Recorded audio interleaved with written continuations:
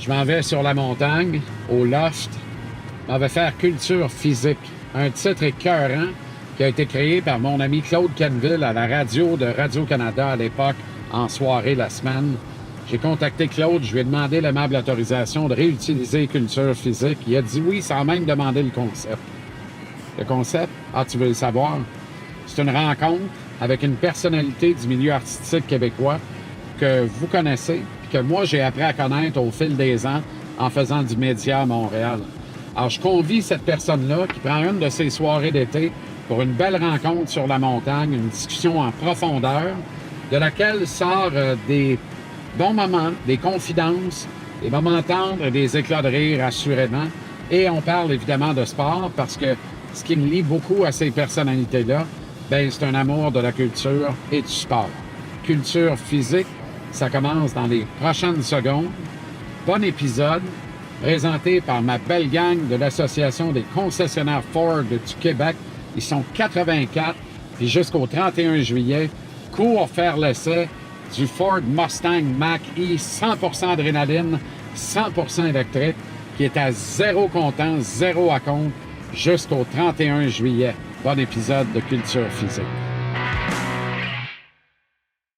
Bienvenue à Culture physique, cette rencontre qui commence quelque part et finit ailleurs, avec des gens que j'ai eu la chance de rencontrer et d'apprendre à mieux connaître au fil des 20 dernières années sur l'île maudite, l'île de Montréal.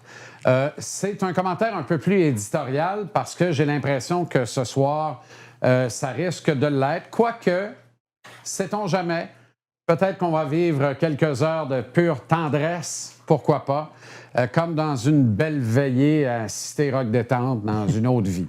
Voilà un endroit d'ailleurs où il n'a jamais travaillé, et moi non plus. J'ai envie de dire que Dieu nous en garde, mais comme l'avenir est précaire et qu'on ne sait rien de ce qui va nous arriver, moi, j'aimerais ça jouer du Léandre et dire à toutes les femmes de ce monde « Goodbye, my love ». Mais bon, c'est une autre histoire. Ça remonte à 2007 ou 2008. Il y a un flou de ce côté-là. L'année n'est pas très importante. Le moment l'est. Je cherche un gars pour faire des sports. Puis je veux pas le gros colon qui va me dire 4-3, 3-2, 6-1. Fait que, et il tourne les talons. Puis il s'en va avec ses bottes à talons, justement. Et puis moi, je lève la main puis je dis au producteur, moi, je suis ce gars-là. Et puis ça commence le samedi matin, puis tout ça. Puis ça finit un samedi soir chez lui. Puis puis ça devient très agréable, ma foi. Et ça se poursuit encore aujourd'hui. Alors, ça va être une belle rencontre parce que c'est tout le temps un bon moment puis une belle rencontre. Et je suis content que vous soyez là pour la partager avec nous. Ce soir, Culture physique accueille mon ami, un frère professionnel pour moi, Benoît Dutrisac.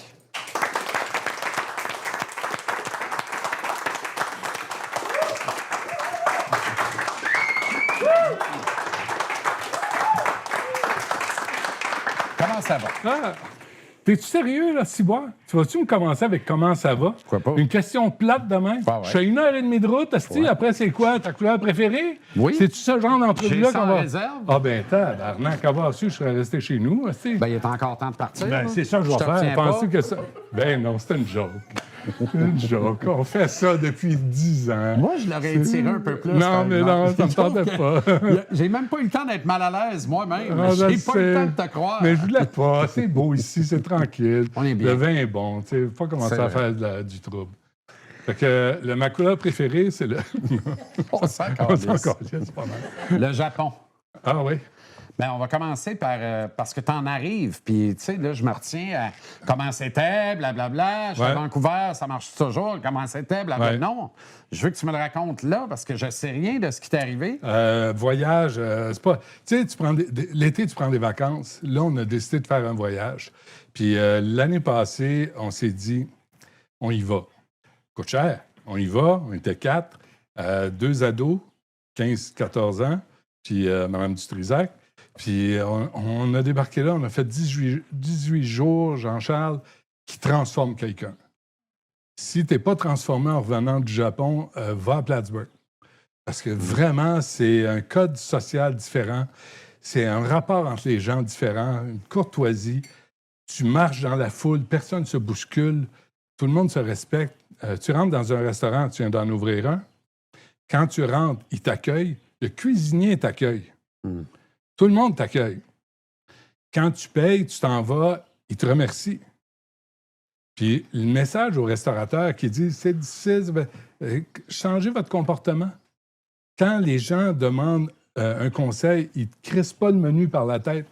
Ils te parlent, ils sont attentionnés, ils sont respectueux et tu l'es. Tu ne peux pas être autrement que respectueux aussi. Des fois, comme des bons touristes, on était là, on s'arrêtait, on disait « on va où, asti? On va... » Et là, tu as du monde en arrière. Jamais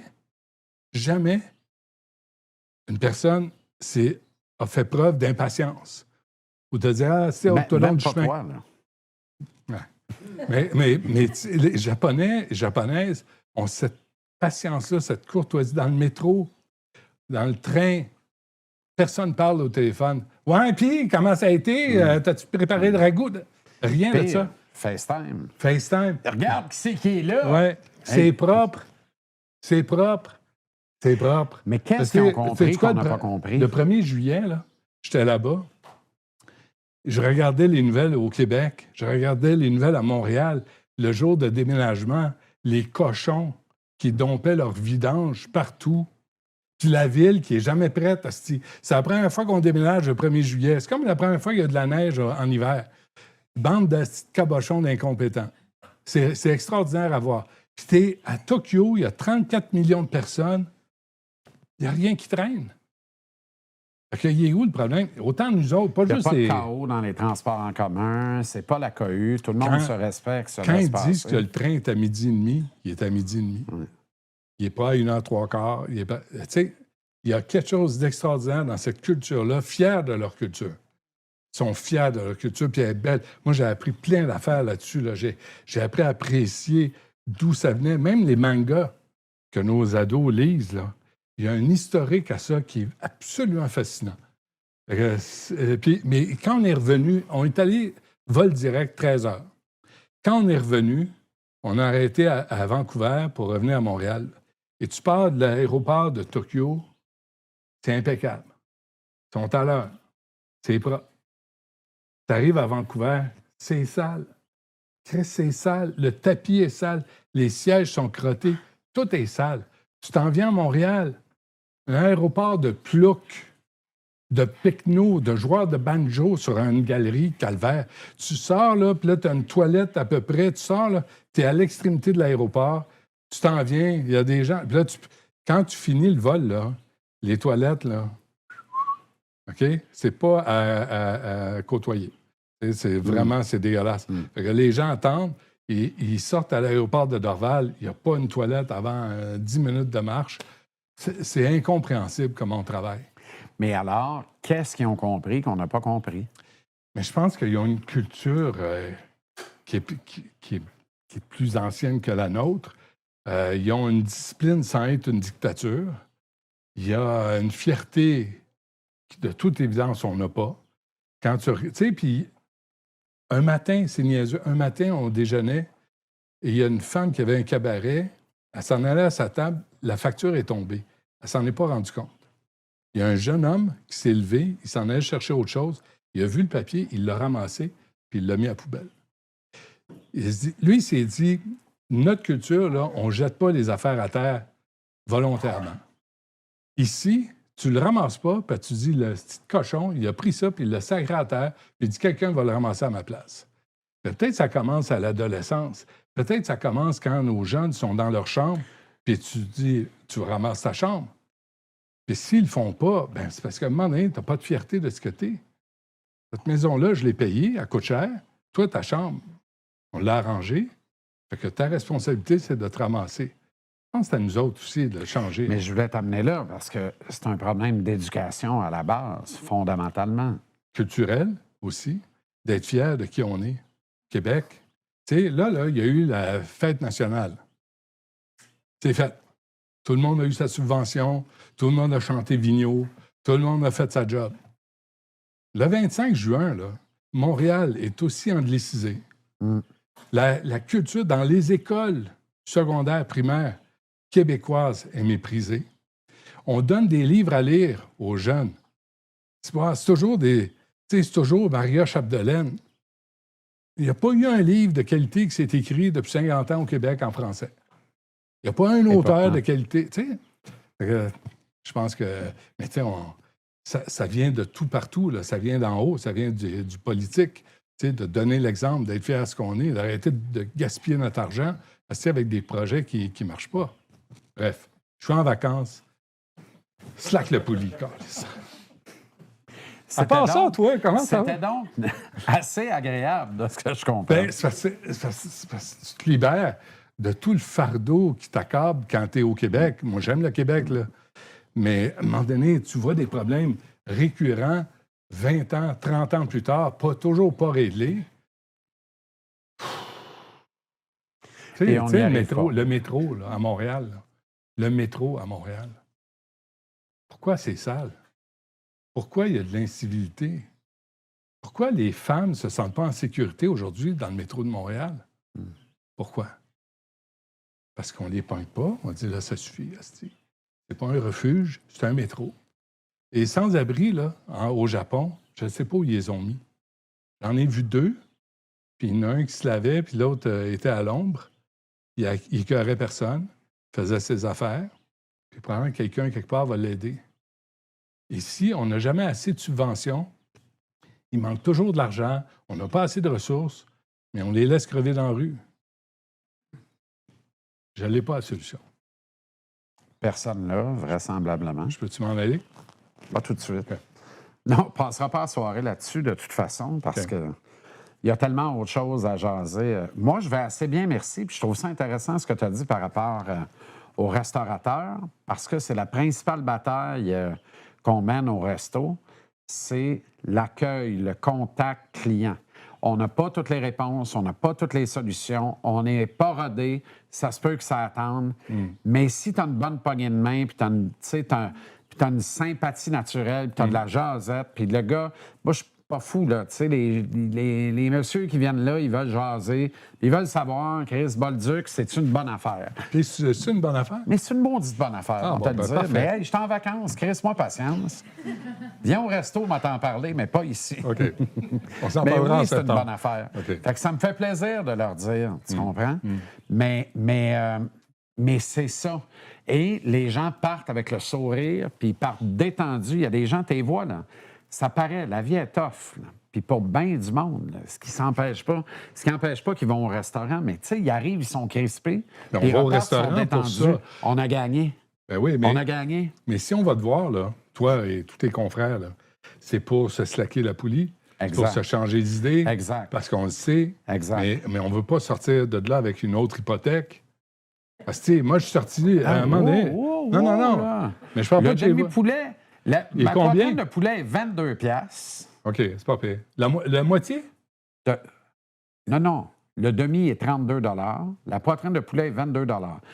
As-tu vérifié le prix d'une poitrine de poulet au Saint-Hubert récemment? Non, je ne veux pas. Ben, c'est ça. Tu vérifieras ça. J'aime pas les frites chez Saint-Hubert. J'ai dit au président. Non, mais moi, j'ai dit tes les frites meilleures ne sont frites pas mangeables.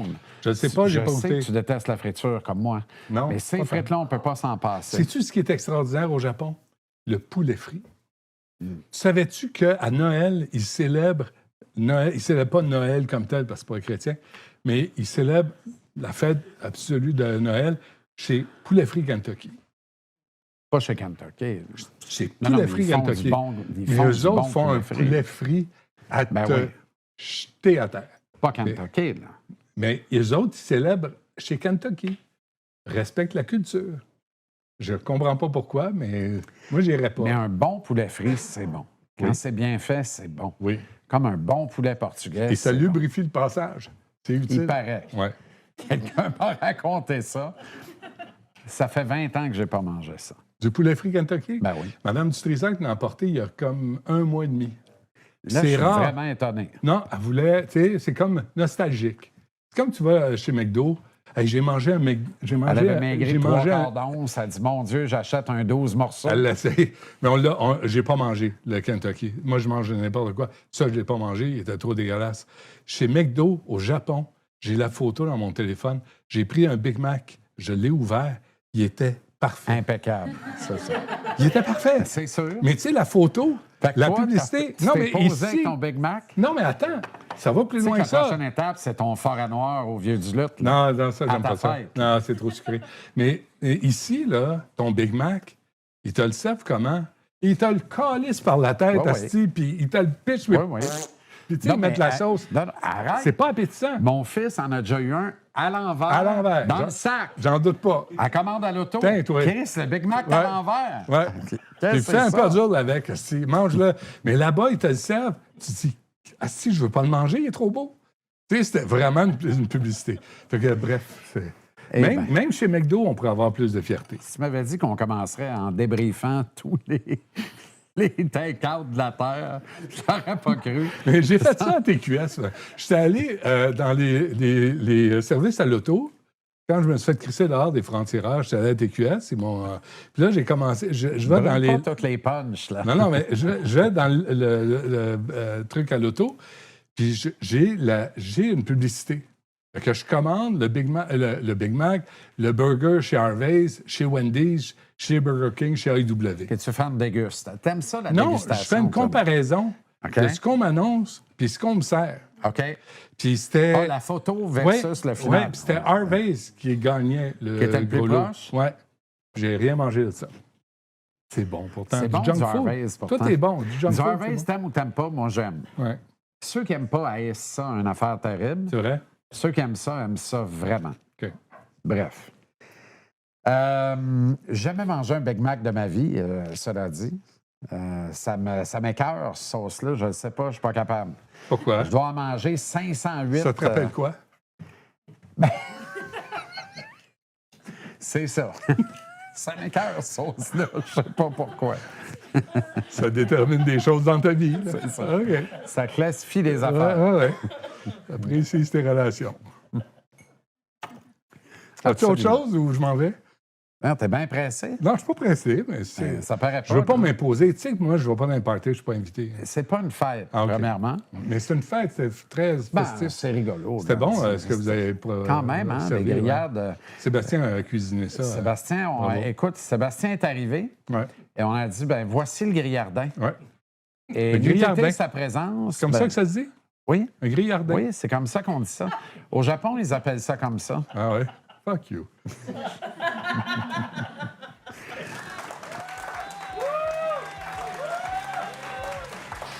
Merci d'avoir été là. Sois là demain pour la suite de la grande entrevue sous le thème Culture physique, une présentation de l'un ou l'autre des 84 concessionnaires Ford du Québec qui, jusqu'au 31 juillet, te propose le Ford F-150 Lightning XLT à 10 000 $ de rabais. Consulte cette offre et toutes les autres. Tape Ford.ca/JC en liberté. Ford.ca/JC en liberté. À demain.